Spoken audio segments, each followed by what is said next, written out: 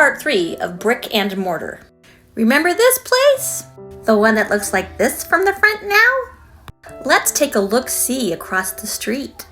Tra-la-la, tra-la, tra-la-la. What is that brick building? What do we see? What the hell is that place? Only the doctor's office, where I was medically assaulted by a Latter-day Saint medical doctor.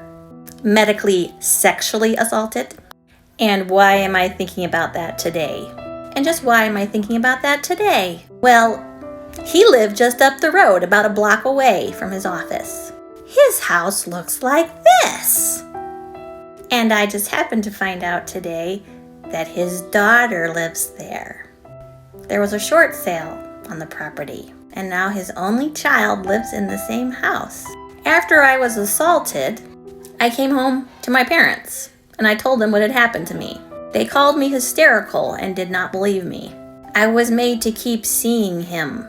In fact, my father took me over to doctor's house. And I don't know if this is an upstairs room or a downstairs room, but it was a room like this one and all the blinds were up.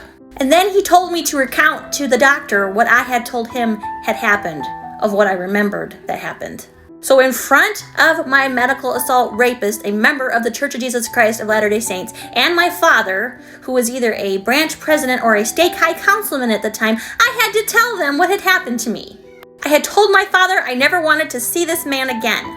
While people like John DeLynn may not believe in Satan worshipers, the Glenn L. Pace letter, and devil worshipers, I've also heard that a tactic used to try and make children split and dissociate is by doing something very much like that. For more details on what happened, you can look up this about the medical sexual assault. You can watch these to find out what it was like to be a slave laborer taking care of apartments, brick and mortar.